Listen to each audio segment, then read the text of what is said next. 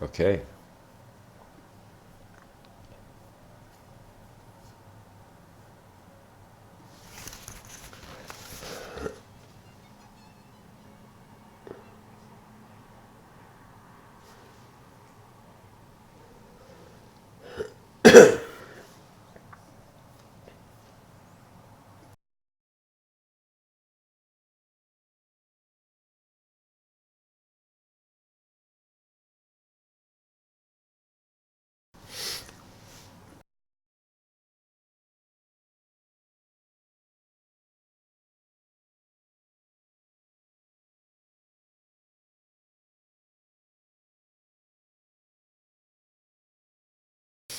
Okay.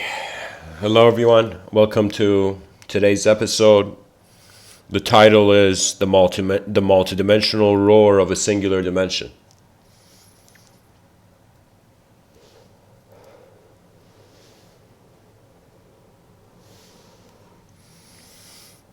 And I didn't have enough space to write it in the subtitle, but to be honest, I wanted to speak about the warrior archetype and how the human being, in finding purpose, chooses to apply a response to a situation, to a circumstance.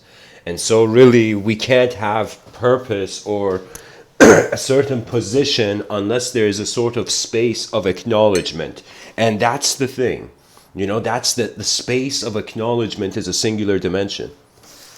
Hopefully my voice is loud enough. Please, guys, on the other side, let me know if it's not.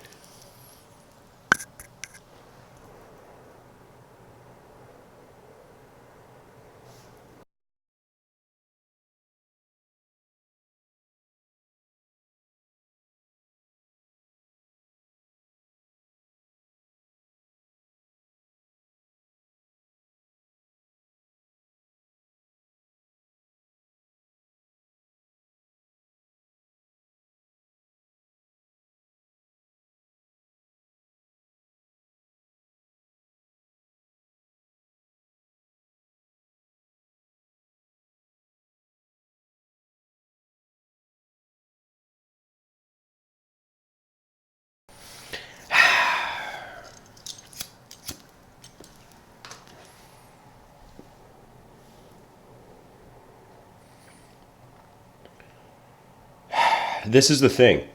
I find that the human being is born. As it is born, it experiences various locations, various moments of design, and then transitions. And if we were to just keep that model, it's as if like you always start from a singular position, but that singular is found somewhere that is not singular. And this is why there's options, there's opportunities to live in different ways. Life is not just one still photo, it is a dynamic movie. It's like we are the warriors of space and time, or warriors in space and time. When you see a lion in its space where it knows where it needs to be, its roar comes loud. And I find that when the human being finds a sort of contentment and acceptance of their singular position, when you can accept the small sense of self, you will only be able to accept the big. You cannot accept the big unless you experience the small. And this may sound strange. Some people are going to be like, I was born big, you know? What do you mean I gotta experience this small? And I am not saying slamming, I'm not telling you to slam your psychology down into the harshest position. I'm simply saying that understand, dear listener, that this world of ours, it works between an internal and external dimension. The external dimension, there isn't that much conscious, like your mind doesn't control it. Your mind has its glove in your inner dimension, has its hand in the glove of the inner dimension. The outer dimension must remain, the outer dimension must, to some degree, not listen to your mind for there to be an inner dimension. Do you know, if the mind moved both of them, then there would be no, there would be no point of having an outer dimension. We need a singular dimension to play our multidimensional games. And so the multidimensional roar is, in some sense, when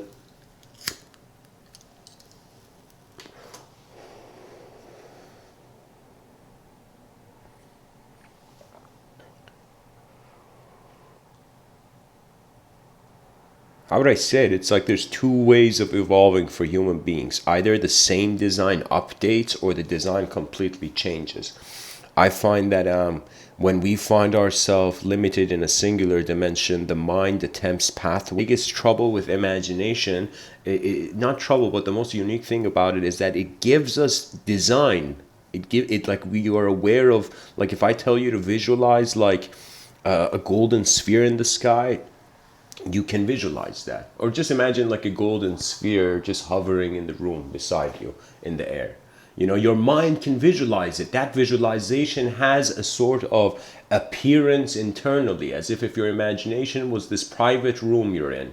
You know, it's your own room, you know. So the visualization, the imagination, it's not physical, but it does have abstract design. So now,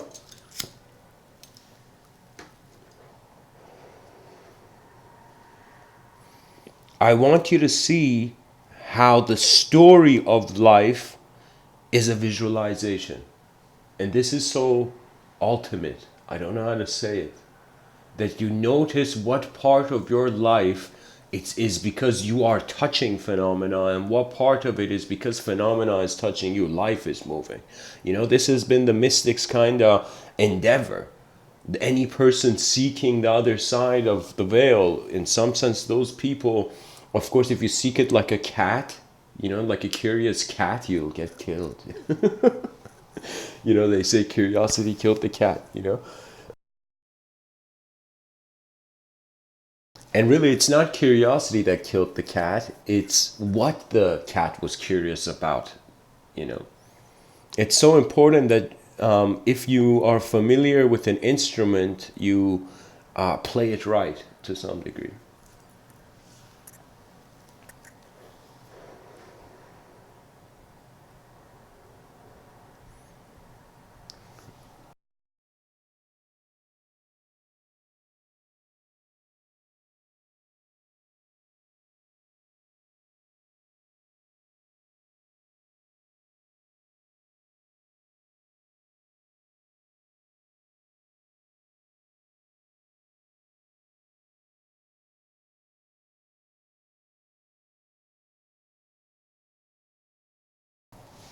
I believe the peak of an evolution of a singular dimension is multidimensional.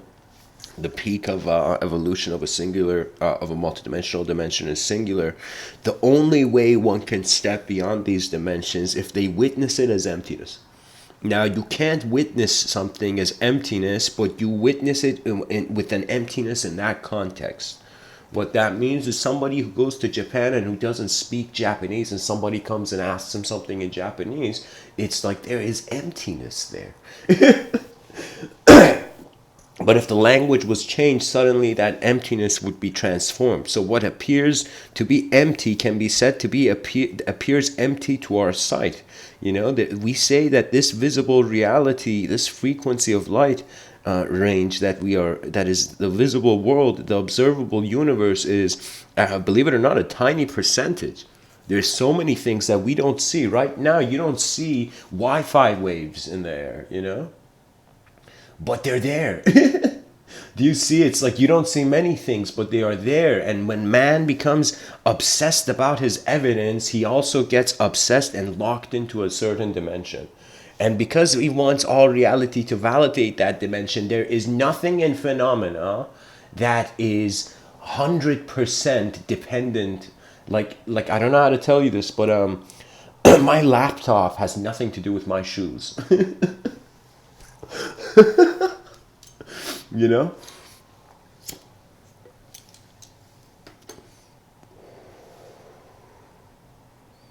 The thing is, we write meaning into our lives. We write it on an empty piece of paper, an empty piece of moment. I've given enough talks to be acquainted and aware of the evocational momentum of subjective phenomena. For me, subjectivity is another world inside a world, and it's a world that comes and goes in accordance to how much your attention is to the objective. You see, the subjective realm and the objective realm are just ways I classified it because I got fed up. I got fed up of all the philosophy that was isolated in its own world. What I mean by that is that for me, philosophers were those who were sensitive to existence. You see, a philosophical question comes to you when the questions are no longer about what's in the container, they're about the container. When you wonder about the container of thought, when you wonder about the container of the mind, well, there have been times where I have felt my skull is the container of my mind, and there's been times where I felt the edge of the sky is the container of my mind. And so how the mind appears to a person, believe it or not, changes in accordance to what they're ready to see. So I want you to imagine very playfully your eyes. Imagine your eyes were evolving.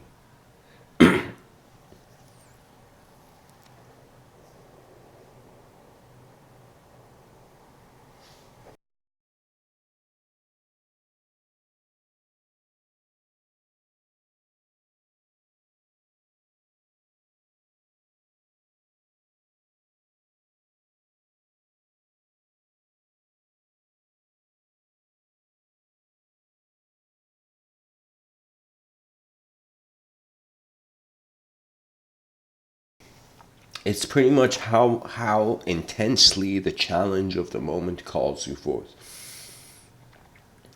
In ancient times, they would say, don't chase the butterfly of wisdom, sit still among the flowers, and the butterfly of wisdom will land on your forehead. What that means is when it comes to the unknown, when it comes to man questioning the essence, the core of his multidimensional perception, it's as if the vehicle is multidimensional, but the user of the technology of the linguistic simulation is singular. It has to be singular because if it's multidimensional, each dimension will get its will. So what does that mean?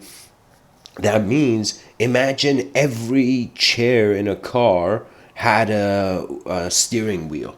That means 4 people had a steering wheel in the same car, and then we wonder about who drives the car. So sometimes there is authority from behind the veil of thought that will correct thought. And it will always appear to man as nature because he cannot explain it, because he doesn't have access to the other context.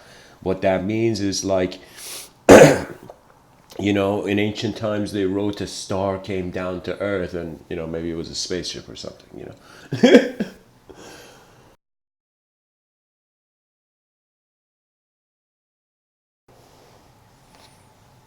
There's something really important here, guys, about the multidimensional and the singular. It is pretty much where not the known and the unknown separate when it comes to manifest quality.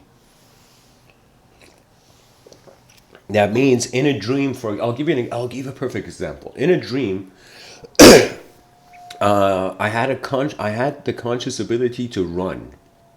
Like I wanted to run left, I would run left. I wanted to run right, I would run right. And there was a point where I was running, and I was running so fast in the dream, consciously running so fast in the dream. But at some point, I can't control where I'm running to, and I run underwater.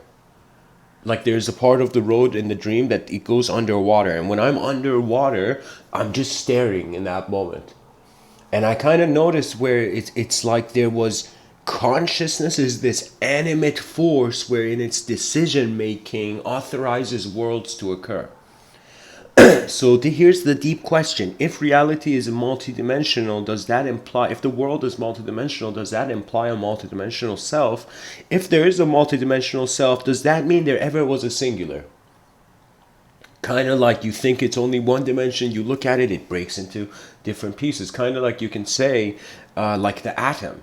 We broke the atom and we found the electron, proton, neutron, and then we dug in deeper and we found quarks, and we kept digging deeper, and eventually string theory feels like, a sweater knit by an old lady. How life is kind of oscillating between 11 dimensions or whatnot.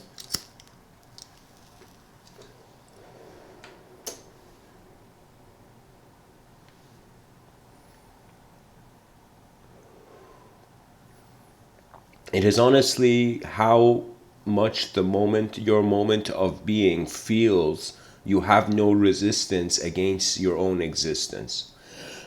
You can say, if right now, let's say I think, okay, I'm in a gladiator arena will arise, but it's about how is life acknowledging me in the moment, and the life is not acknowledging a warrior. So I'm telling you, we are a majority of the human life is theatrics in front of itself. It's like most people are, they don't see others. I'm telling you, they don't see anyone else. Because even when they see them, they assume what they see is the other. When you realize you're a tiny percent, this visible reality is a tiny percentage of who you are, first of all, you relax. You relax and stretch, your chakras a little bit.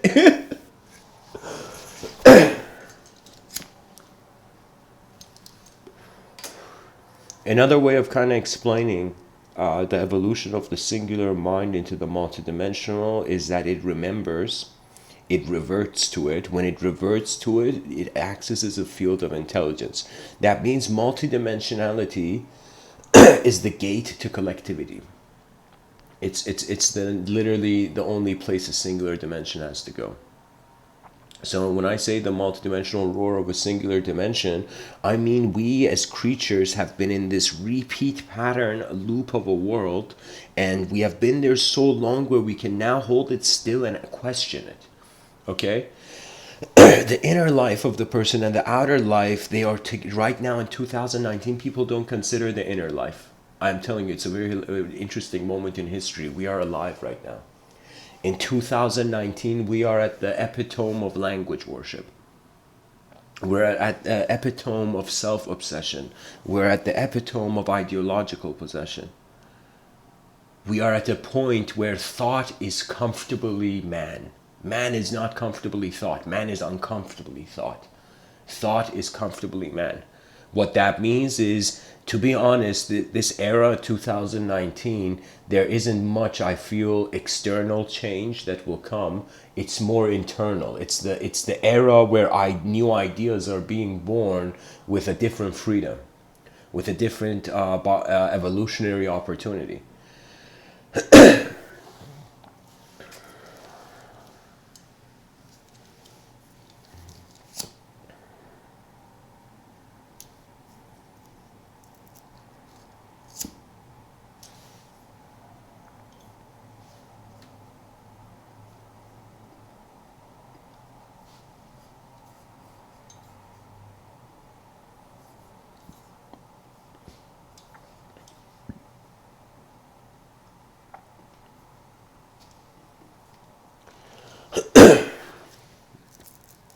I don't know, maybe I'm pretty sure many people have had this experience. But I remember reading somewhere that somebody said meditation is listening to the universe, prayer is speaking to it.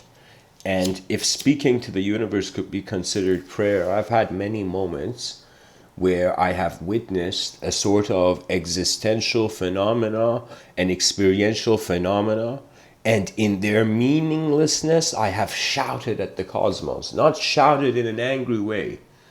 It's like there has been moments where I've seen such chaos. You don't understand. Like, there was a situation in my life where I saw something so chaotic that I was so helpless in. I couldn't do anything. And in that moment, my attention went to whose house we are a guest in. So it was as if it was no idea of God or anything or divine agency. I've graduated from that point. I don't need my hand held in the unknown.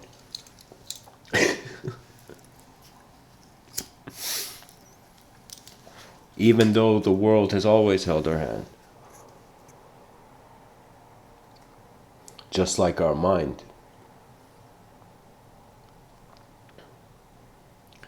The most important thing, the human being, and this is the very cool thing about it, because the human being considers a design to itself, it must consider the expression of that design, and because we are conscious, to wonder about the expression of the design is a sort of existential consequence. So I want you to consider, dear listener, that your subjective realm has always been free. You have always had freedom. The mind's freedom comes in an instant. The body's freedom may take a while. But that was the power of forgiveness. That the mind can instantly engage a different image.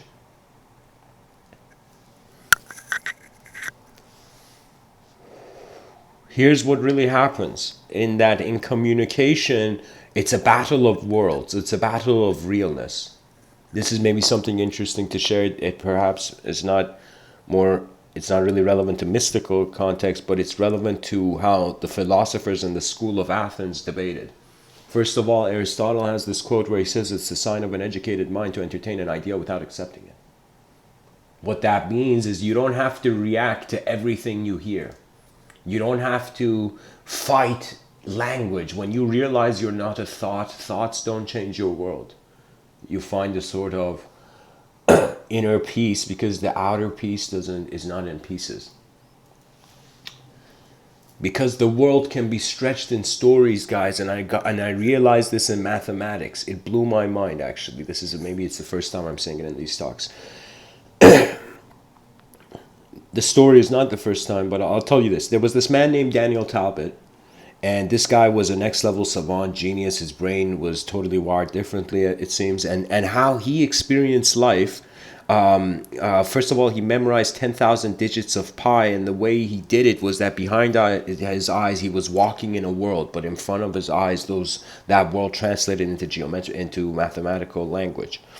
So he had a very easy way to translate his mathematical alphabet into image, into structure. The mind is very phenomenal. It can make anything into anything, even nothing into anything, and anything into nothing.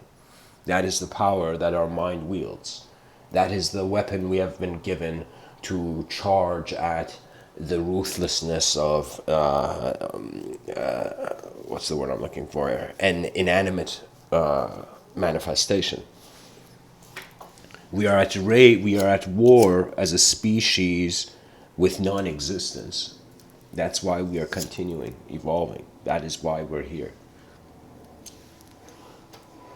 But I say war playfully just to animate it. But anyways, the idea was Daniel Talbot. When he was really young, when he was a young kid, I read his book pretty much. My ideas come from his book, and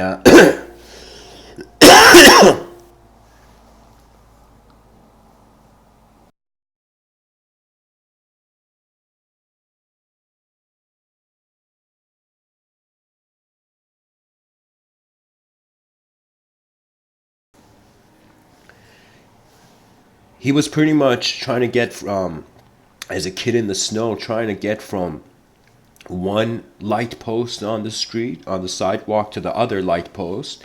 But he decided to go half of the half of the half of the half of the half of the half of the half. So that means he would go half of the distance between the light posts, and then he would see that distance he went, the half of it, and go half of that.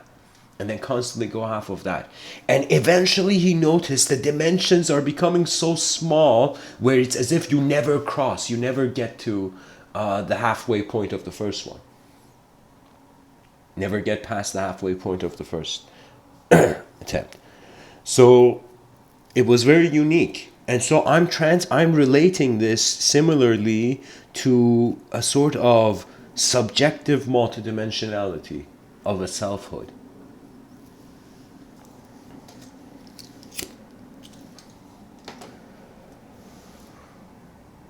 There was an incredible quote, I must read it. It's by William Blake. It's pretty much everybody's heard it, but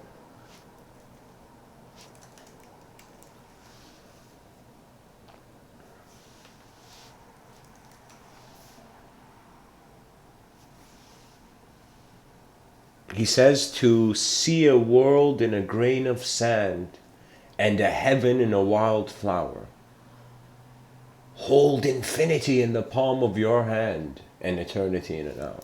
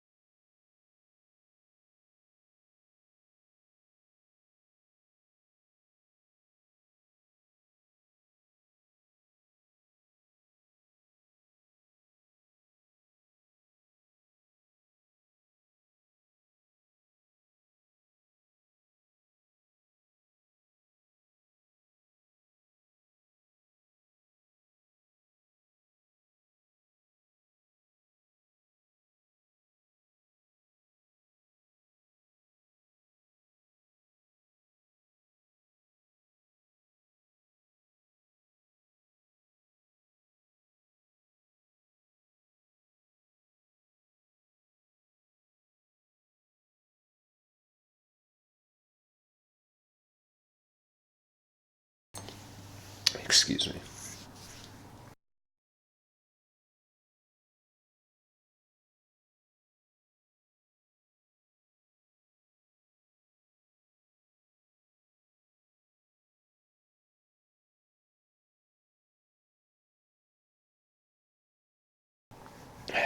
So, guys, what that means is the story that you tell yourself about who you are, it can be seen within anything. You can imbue animate life to any objective phenomena. You're doing it to your body, you know? I say this example, the child looks at a teddy bear and makes that teddy bear into its best friend, you know? It animates the teddy bear. Similarly, we have animated this biological body and it has been pulled towards it simply because our civilization was really wise to some degree, you know? When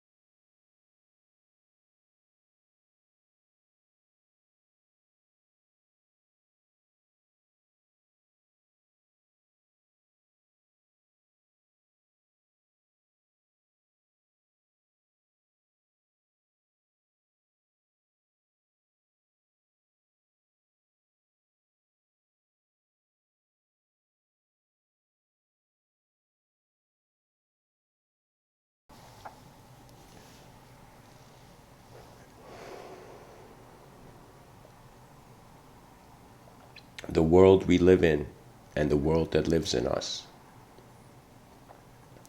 the emergence of singular conscious point into a multidimensional conscious point. You see, here's the hilarious thing. Guys, I got it. I see the picture. I finally see it perfectly. I want you to imagine this sphere, like a sphere on the surface of this planet. Imagine a person, their mind, their moment was a sphere. Their whole moment of being was a sphere. Now, this sphere, it has an inner, the inside the sphere and outside of the sphere. Okay, so inside of the sphere is where the multidimensionality of the world has in some sense advanced. We have broken what we were in control of.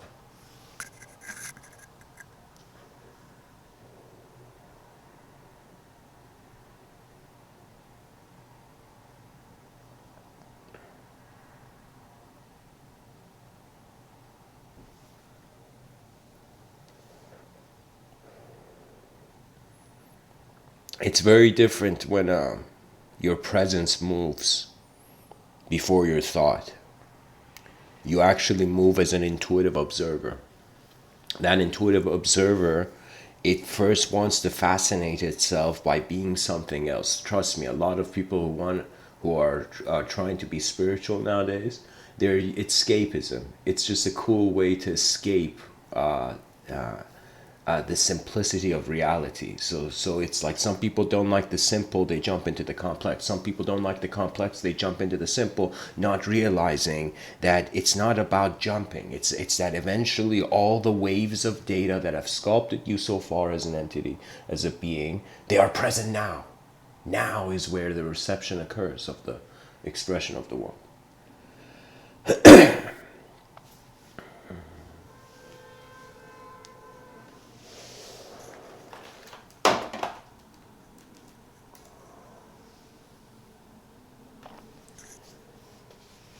Augury, the part of the poem from William Blake I wrote is from it's from his work called Auguries of Innocence. I was just looking up augury, and it says a sign of what will happen in the future.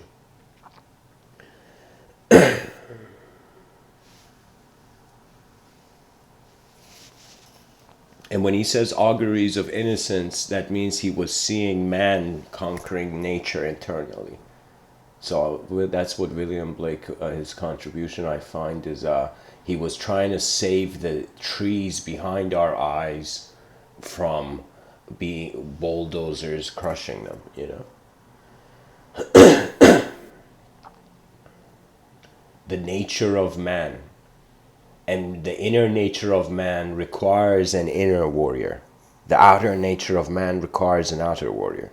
It's similar to technology, guys. You don't know, it's every symbol in reality is a reflection of the present moment. That means when I realized, I'm like, what is this? Every day I wake up, I'm a new self to myself. How is this possible? And then I looked at it and I'm like, oh my God, the cells of the biology change all the time. The cells of the cells of our body change all the time. Not all the time, like every 2 weeks, and like after a couple of years, like after like 10 years ago, you have a completely different body than you had 10 years ago. Another way of saying it is you have a totally different way of paying attention to things. Now, people think attention is just like a spotlight. They think attention is just a spotlight. You move left and right. Okay, now I'm paying attention to the good. Now I'm paying attention to the bad.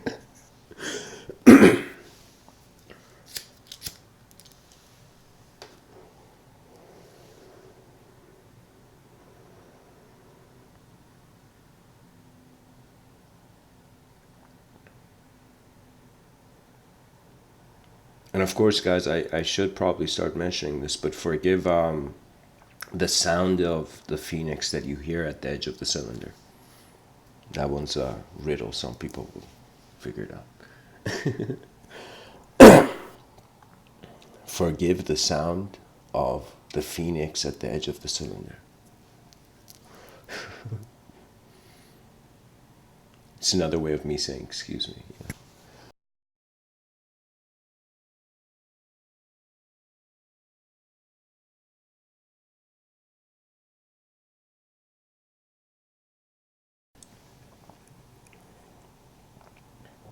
That means the mind wants to explode sometimes and wants to revert into a singular point sometimes. Anytime you don't trust the moment, you seek the singular. Fear makes you jump to the singular. When you jump to the singular, it's kind of like similar to history being running back to where it started. It's running back in towards the pen of the unknown. That means I don't know what is holding this pen, but there is a pen. It is the expression of a field of intelligence where particles are animate in. You know, and we as a species are not ready. We're not ready to acknowledge fields of intelligence because we have not even been able to consider that if reality has led to individual beings existing, there perhaps it has also been created enough to create a collective being. I wrote a very strange book, and I was in a very unique kind of atmosphere of mind in 2013, 12 to 13. And I remember I kind of got a vision of a sector of space being in conversation with the soul of space, in another way of saying it, you know? And I kind of wrote down some stuff, you know, that turned out to be a book, a strange book. To be honest, I wrote that for myself, but I made it public for some reason. I don't know why. The book's called The Great Work, and pretty much it was a living archetype. You see, archetypes, you may think they're static symbols. Carl Jung acknowledged them as such. You know, but they do become alive in accordance to the intensity of the attention. When you realize you're a creature of attention, not a creature of thought, the total, I forget his exact name, but this king in India one night has a dream he's a beggar, you know? He gets like a legit dream that he's a beggar. He freaks out, he's a king, you know, and he runs to one of the sages, one of the wise men of his council, and he says, yo, what the hell was this dream? And then the guy, like, they have a kind of Freud, Carl Jung, you know, Freud Jung kind of conversation about dreams. And the yogi tells him something where it's either your past life or your future life. Most likely something about your future life if you got it now, you know. And so there's this king. He's the king of a kingdom, yet the future has shown something else to him. You see, we are creatures that because we are worshipping language, we have to have an idea stay. That means it's no longer just the survival of the fittest biological body, you know? It's survival of the fittest value at that moment.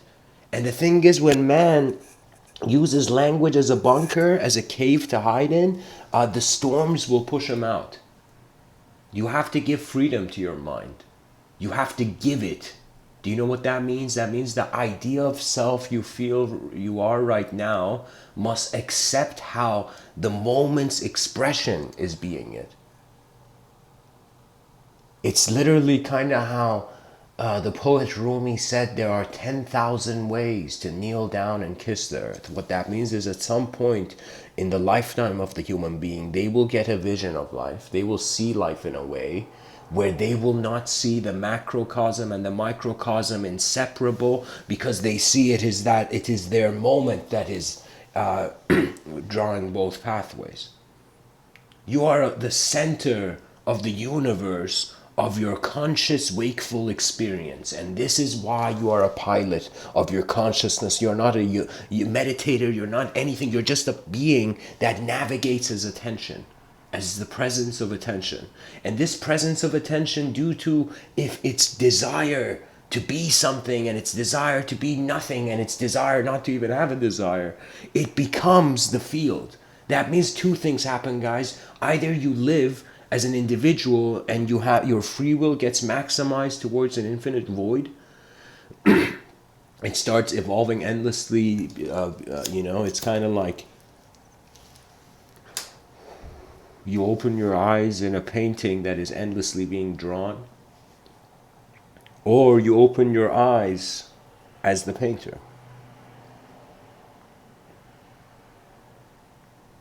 The painter of your moment's value, the painter of your moment's meaning, the painter of every word anyone has ever said to you, how it means something to you. We are all artists in disguise. I realized this. I lived the second life of a filmmaker, or I've been directed that way. And I will tell you this, that when I was looking for actors, I noticed, oh my God, there's 8 billion actors. That we are all acting, but when we trust the act, it becomes more than an act. It is the dance of a lifetime in the eyes of other lifetimes. That sentence can be heard in two ways, and I find it to be valid in both.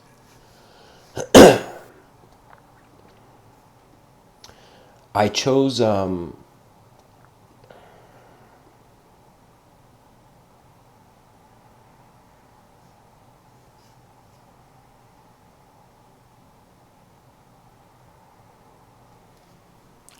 this wallpaper, this picture, because I feel we are in a similar kind of situation internally. I feel we all have to confront the chaos of non-existence. We all have to attempt to maintain the order of existence. And we are left as an experiencer in space and time, and that is what the warrior is. There has never been great men. There has just been a great world that being has seen. The world changes way too fast. The rug gets pulled under your feet, from under your feet many times in this cosmos. But eventually you will return, as the yogis said, as Vedic culture acknowledged, you will return to your divine remembrance. And I don't remember what happens at the end of that king story I told you, the king who dreams he's a beggar. But I can just kind of guess, I guess,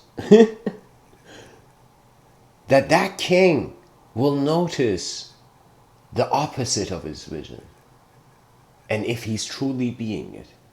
That dream was there not for the king to freak out, he was going to be a beggar, but for the king to realize what it means to be a king. I remember I wrote this short story, I'll tell you just the highlight of it, where in the short story there's a conqueror who wrongly has taken the kingdom. So he's a king who does, life doesn't feel he deserves to be a king, but he's taken the kingdom. And every time he comes, he conquers, and he comes and gets the crown, and when he gets the crown, he puts it on his head. The moment he puts the crown on its head, the crown turns into paper. But when he takes off the crown,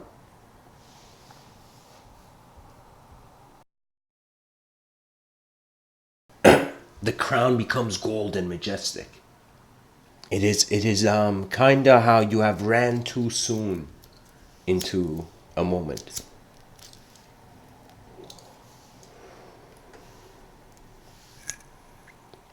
Nature does become your ally in the unknown. The thing about nature is that you are a citizen of it. You are a member of it. You are a member of not just a species, but a field of intelligence of this universal sector. When you tap into it, when you remember how God hasn't finished creating God,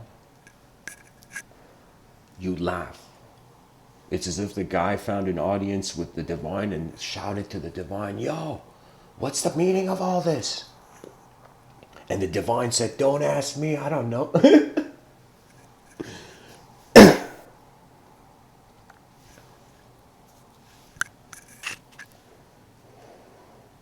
If you can imagine the wheel of karma and the spiral going around the wheel, we are spiraling in duality, spiraling into either a singular or multidimensional reality from duality. That means either the chaos and order is tiring the soul, and the soul has to return to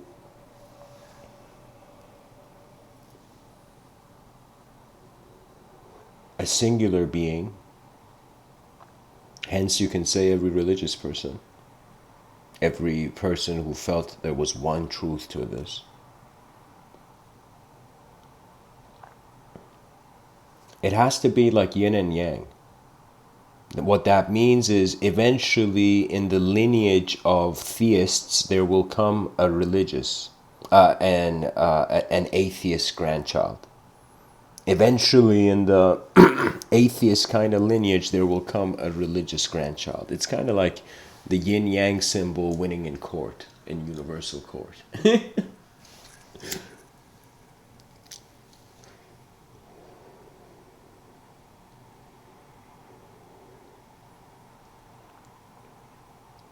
Imagination is a secret world of the individual.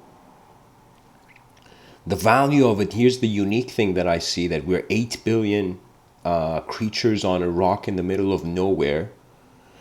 And by the way, you look at the word nowhere, you put a space between the W and the H, and you're now here, you know?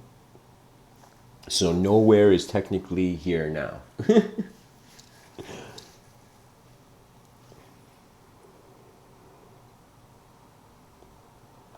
Trust me, some words in the English language are just holograms.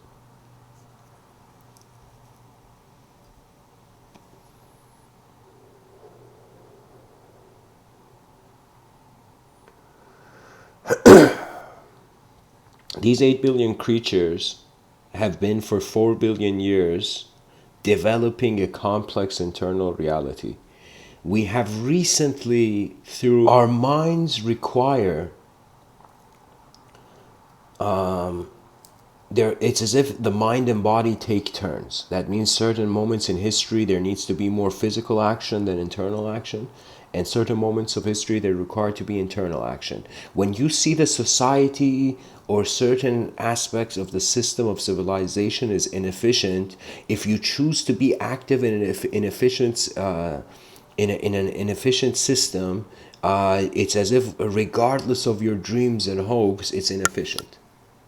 You cannot burn the house, then look for something to kind of extinguish the flames.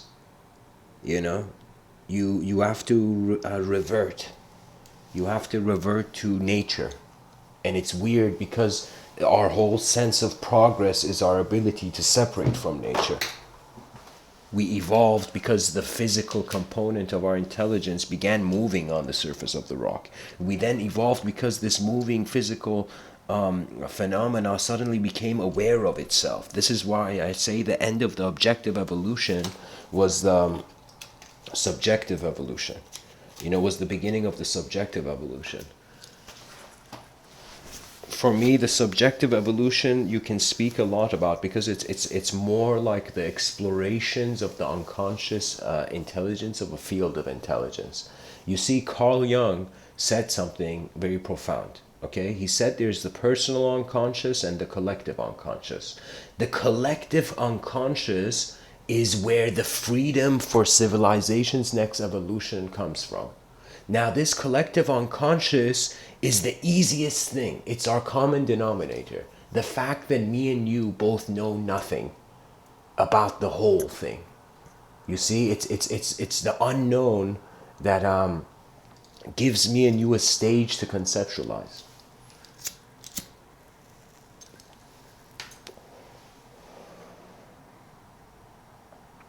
And honestly, it's about in my science fiction novel, The Messenger of Giants. It's set in the year 5025, and I've kind of divided the society between the traditionalists and the futurists. The traditionalists are those who, in some sense, acknowledge time linear. They think there's a history, past going into present and going into future, right? But the futurists are beings and creatures in the sci-fi realm that I've created where they don't believe, they believe they're eternal beings. So I've created a society where there's debates going on between the members of that society, between some of them feeling they're eternal beings, some of them feeling they're traditional. So the world is divided between how it's wanted to be kept,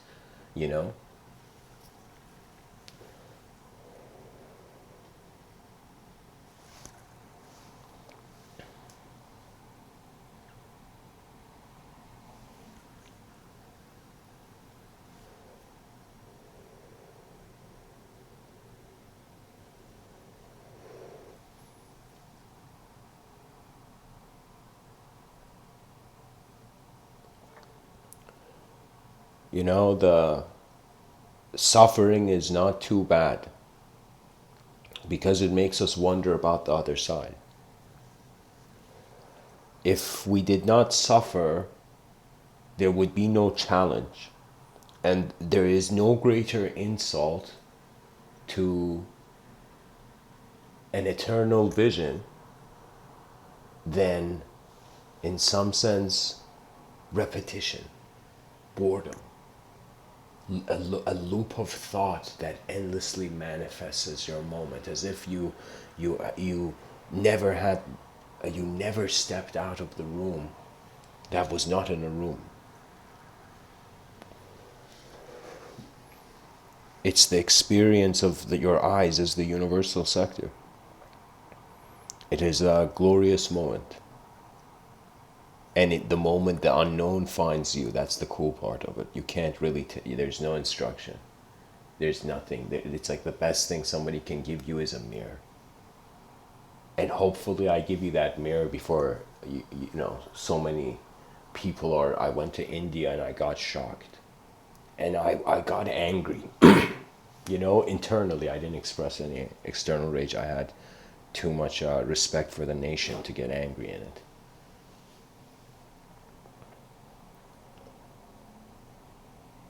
I'll tell you this cool experience I had. I had this weird habit when I was in India. I would suddenly be intuitively driven, and I would have no expectation. I would just go out in the kind of community in the street, and I'd walk around, intuitively driven. And I remember I reached a point where I came to one of these artificial gurus sitting on their porch. A guy who, it's as if enlightenment was business. The guy's like, it's like no money, no enlightenment, And I got shocked. in the sense that it's a superiority complex. It is the archetype, as such a superior archetype the person thinks they are, that they feel they can know the other's unknown. Nobody can know your unknown. People may know what you know if you communicate, like as I'm communicating now, but nobody knows your unknown. There is no being, even if we were all clones, okay, these clones would be in different worlds, therefore they will have different responses, therefore different characteristic histories. Do you know?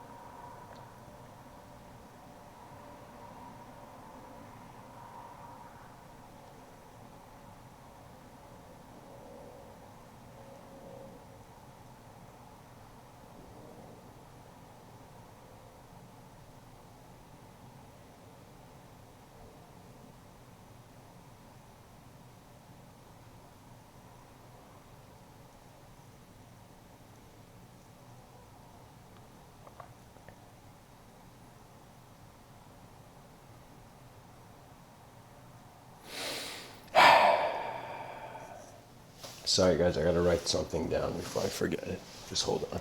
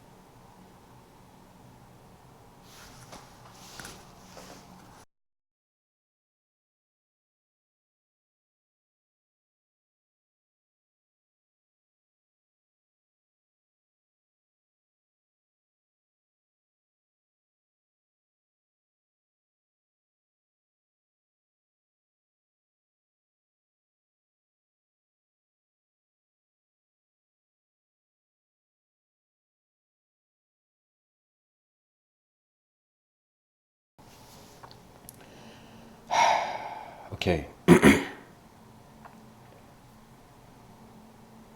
Anyways, guys, let me kind of pilot this talk to its end. You see, it's at first it was a linear battle. At first I kind of looked at a sequence of events, and if you don't know the exact sequence of events, you won't know the exact value. So I kind of looked at history, and my first impulse was to throw the book against the wall. Simply because it was one of those things where I felt, where's the accuracy? They say history is written by the winners, by the victorious. And that is the issue. That means it's written by the egos of people, and the egos of people always harbor more emotion. So in some sense, I felt nothing in history has been free of the emotional influence of the scribe. So I felt kind of, at first it was through image I was searching for it, but the best thing about image is that it eventually just comes to turn off the image. It's like you're trying to go into the image, and then it becomes an infinite, how can I tell you? I realized it wasn't in the image. I realized there was a secret that just the image of the world was not able to share. And so I started to wonder about it, and since my youth, it was like this challenge of this whole thing of, like, I called it wasn't spirituality for me, it was the spiritual error. I felt it was a glitch in the system. I was trying to contemplate this. And so I eventually found, my life kind of introduced me to a view. It's as if where I noticed language's role in our psychological maintenance as being. The importance of language, because that person, I'll tell you, I lived in an apartment, in Young and Finch, where at 4 a.m. in the morning, the door of my apartment, they were banging on it, and people were asking if there was somebody in the building who like somebody had jumped off their balcony, right? And they were asking if there was anybody missing. It was the police.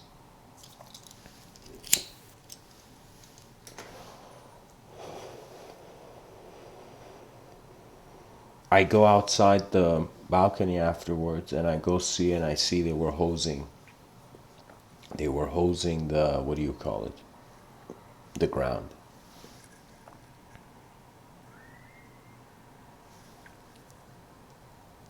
It was pretty messed up. And then I remember, because I was giving these talks, it was a situation where, like, I went back to bed and I just thought for a second what kind of a world we're living in.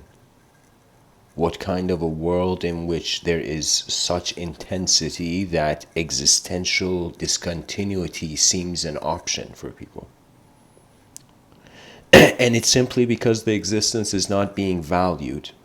That means, as you see people walking in the street and they have a sort of fashion sense, a sort of clothing on, similarly, when you speak to someone, you see how their mind is clothed in language. Language is the jacket of your brain.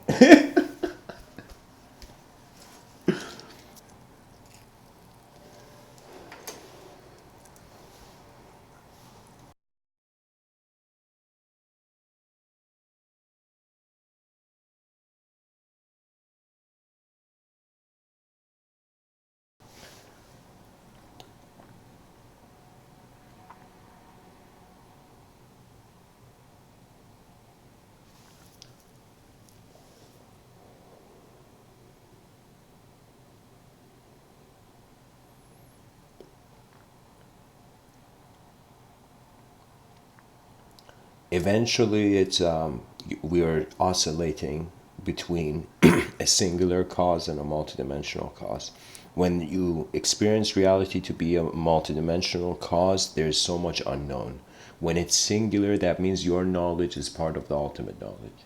You know, your knowing is one.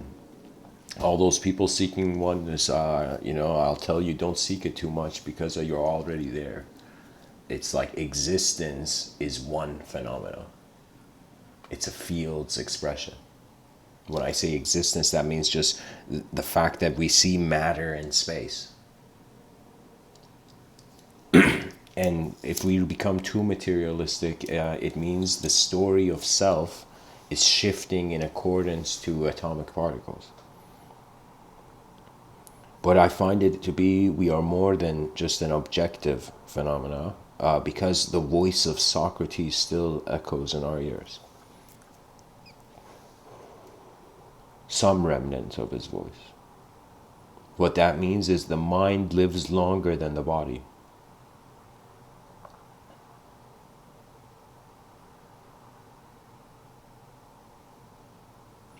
And I see what it is. It's like an intensification. So what that means is like, as more people are born, enter this existence, you can say there is more energy going to a singular design, to a certain design.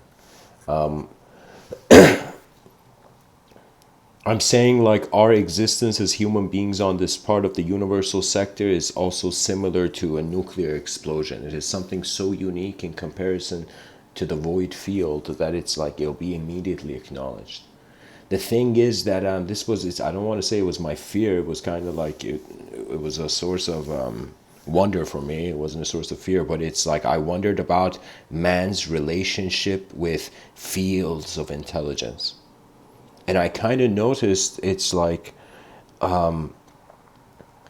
it's all about our relationship with the unknown in regards to how what is known becomes our container. So you might not believe this, but I think the ultimate kind of intellectual approach eventually becomes of pure observer. That means the observer is the justifier of the reality. So it doesn't matter what result from the experiment you get. You bring the experiment back into the tribe. The tribe doesn't have, is not entertaining only the objective.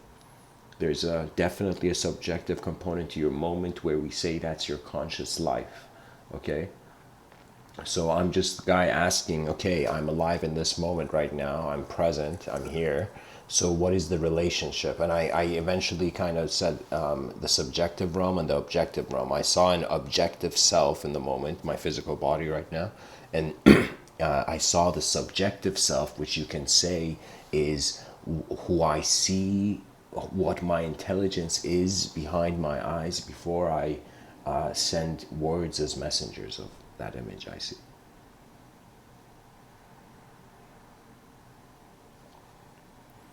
The multidimensional roar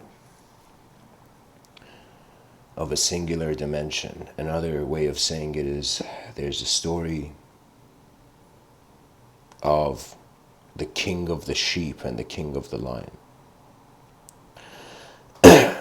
Strange circumstances have led the world.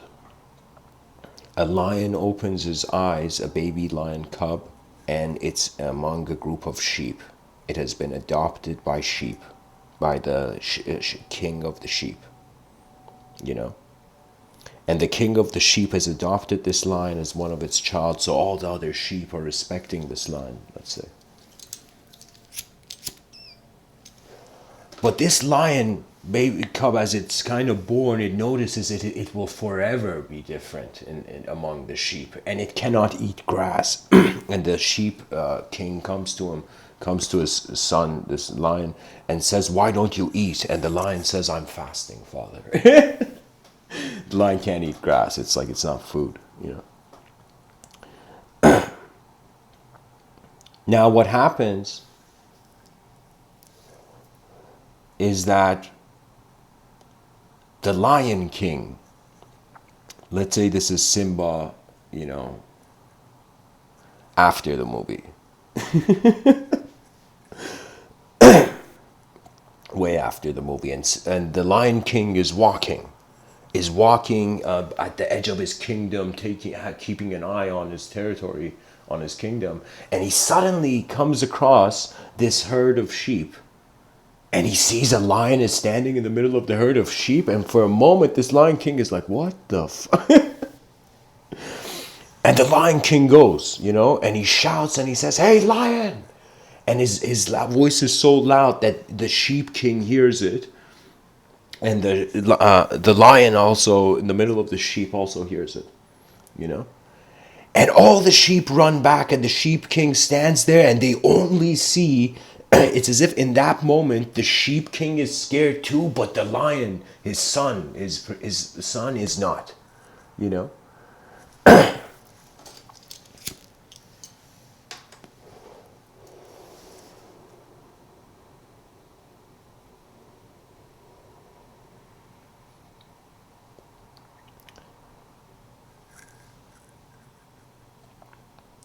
Eventually, the lion that thought it was a sheep,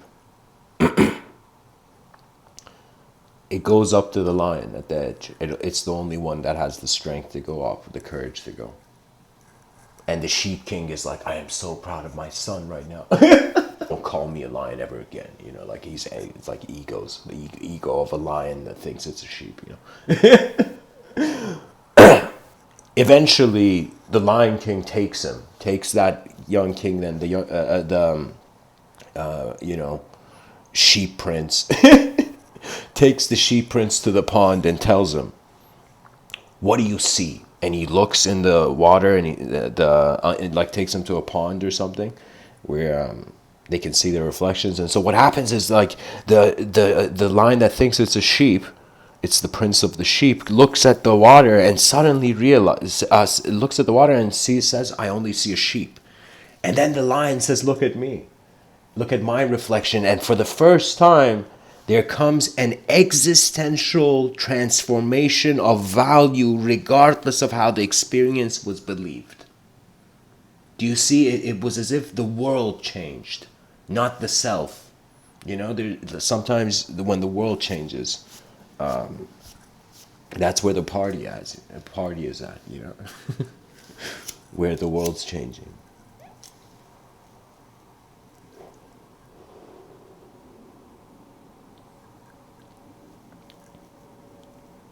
And just to animate the story a bit further, when that lion realizes it's not a sheep, it goes back to the sheep king, and then it becomes a liberator of worlds. Sometimes it's not it's never, you can never enlighten a self, by the way. There is no such thing as an enlightened self. The self is an appearance, it comes and goes. But where is the light? You see the simplicity, the instantaneity of existence being a value subjectively because you cannot ignore what is here. The sheep prince, when it goes back to the sheep king, says, Father, I was never a sheep, but I will always be the sheep prince, you know. In that moment, it becomes kind of like the kingdoms are introduced and there's an allegiance, you know.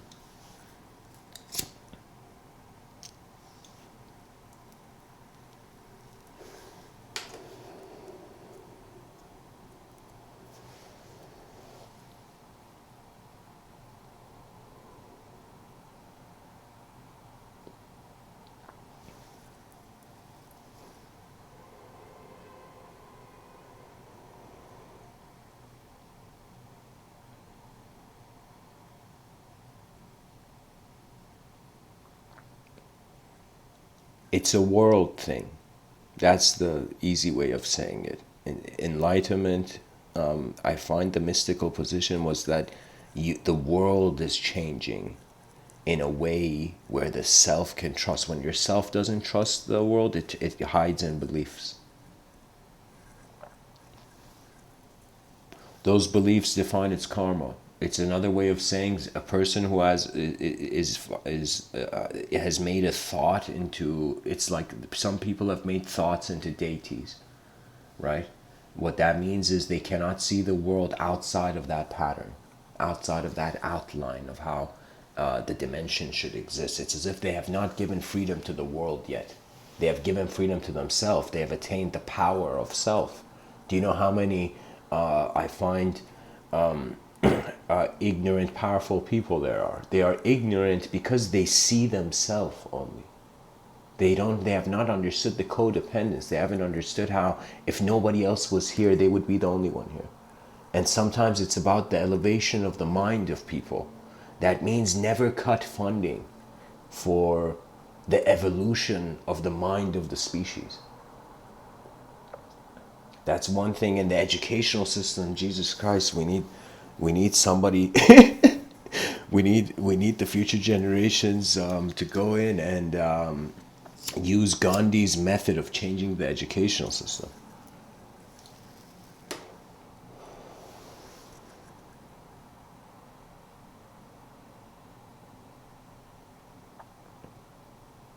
It's no longer, there isn't a point of external rebellion anymore.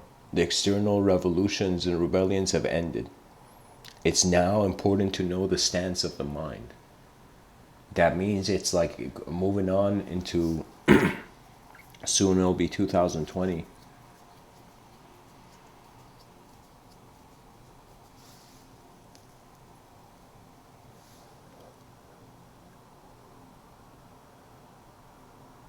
When you live for the world, your sense of self becomes the light of how nature progresses. I'm telling you, the greatest warrior is not the warrior that is holding. The greatest warrior is not the warrior who's holding the bigger stick and shouting. That's not the greatest warrior. The greatest warrior who has a bigger stick but hides it, doesn't use it, doesn't you don't use you don't use the wow.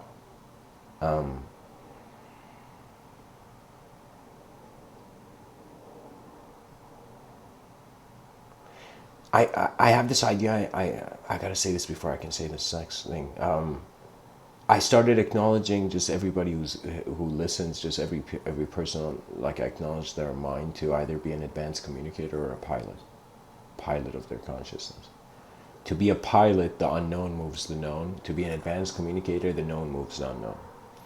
The advanced communicator is in a position where the reason I call it advanced communicator, we are advanced communicators because we are an advanced communication of the universal sector. That means there's an awareness to the presence of fields of intelligence, not just singular particles of moving in intelligence. That means it's no longer enough to just be a character in a story. Now the world has to change, right? The inner world. And oh my god. Hold on, guys. I gotta plug the power.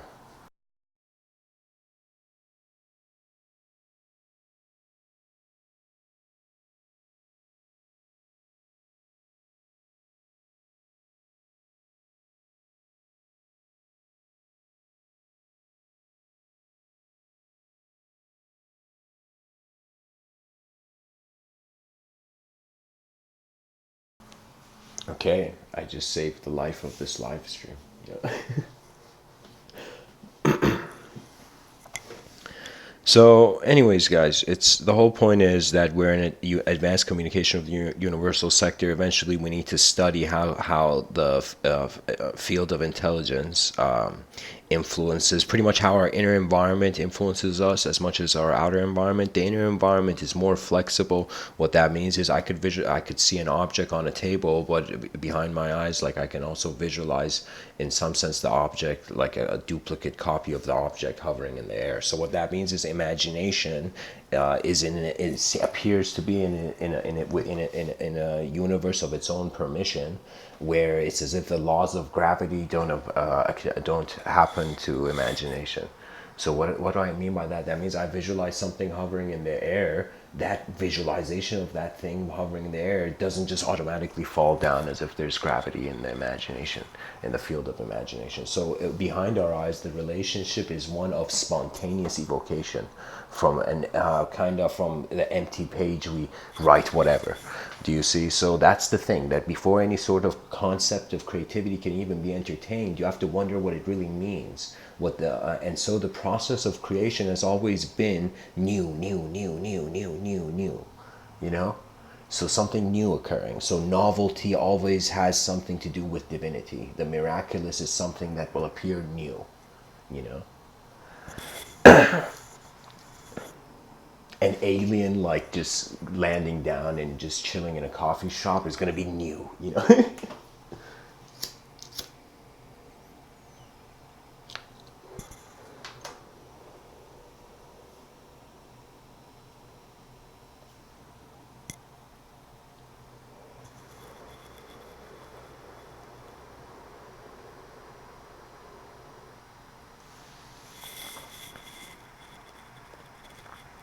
You can say war is chaos being given freedom of expression.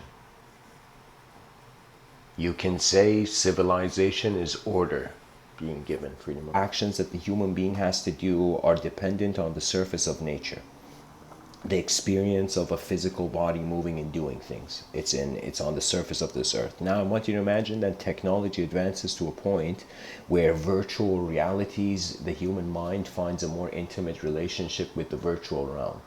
Okay, so what that means is people stop living physically. We're literally designing a society that doesn't need bodies anymore. You know, it's hilarious. We're living in a machine.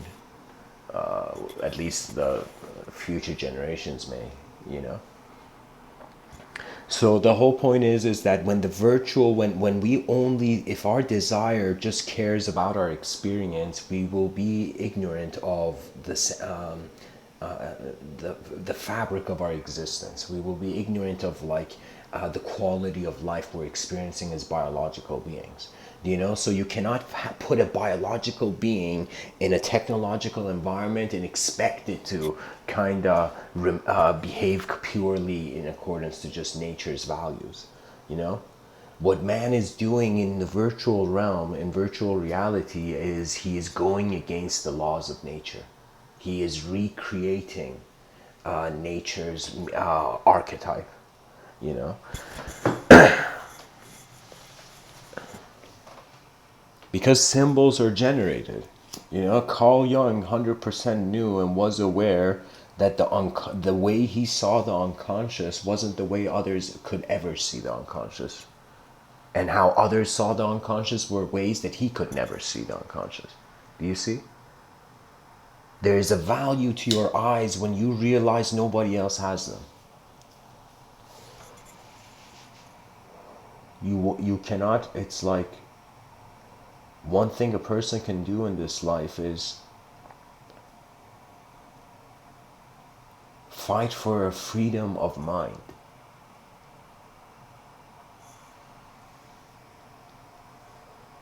The world is becoming a more multidimensional place. That means singular ideals are having more pressure.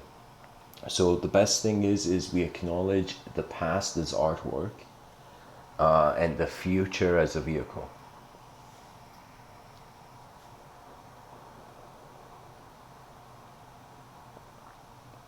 And trust me, I think every being, I'm going to say the word, I'm going to say soul on this planet, has considered their own value. You see, I thought selfishness was just because of ego. No, it's because of existential design. It's because you are alone first. When you're alone first, you have to trust yourself. This is why sometimes it's easier, like a young child who doesn't have awareness of the environment doesn't consider the environment. Anything you don't consider doesn't influence you subjectively. Napoleon had this quote where he said, "Impossible is a word in a fool's dictionary." You know, that's Napoleon for you. You know, like he did not. It's like his subjective realm had more momentum than his objective realm.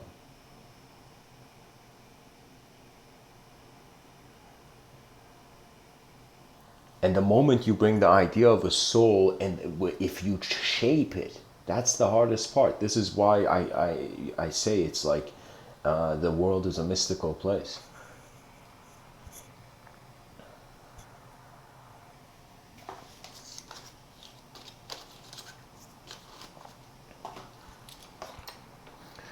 Anyways, guys, thanks for tuning in.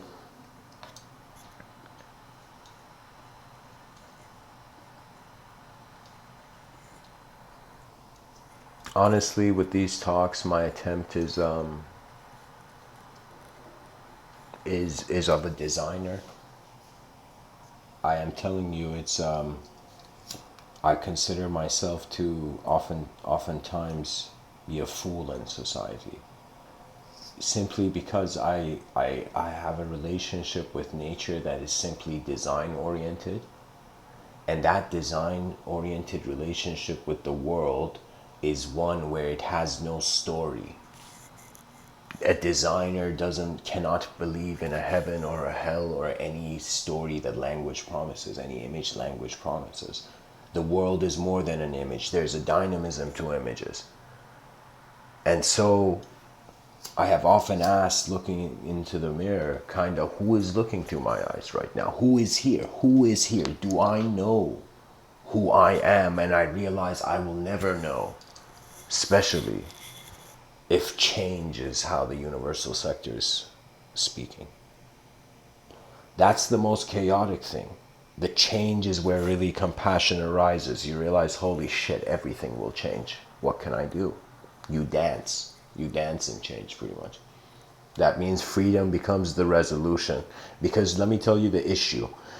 Discipline is very crucial to be acknowledged as a dimension of perception. But I'm telling you, the issue with discipline was the temporary gratification. If you have too much discipline, the emotional self suffers. If you have too much freedom, the intellectual self suffers. Sorry, not intellectual self. the need for the disciplined self suffers. So really what it becomes is eventually the mind will laugh and cry at the same time to realize it is neither the character or the setting of the character. So it's you return to your presence. When you return to your presence, you realize nature is okay. That means there is nothing to lose. There is literally nothing to lose on this planet. There never was anything to have. Do you see what I mean? This is why the greatest value is not in per se just objective material. The fanciest environment is not per se the only truth. My issue is not that I disagree with hedonism, but I just disagree with how little of the landscape it acknowledges.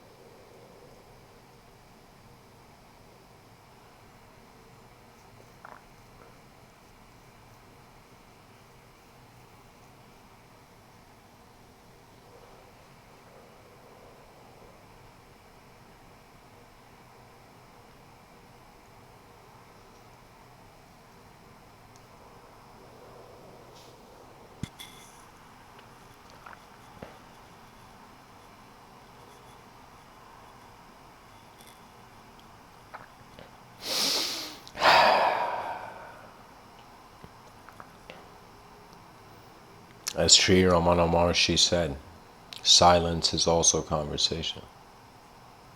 The mind moves regardless of the body's choice. That's the freedom of the ultimate freedom of the mind. It's an unconditional presence in a conditional personality. Beyond language, beyond the language threshold, beyond the linguistic simulation, beyond how words are becoming worlds. The unknown stands with a glory to be explored. That's the multidimensional roar.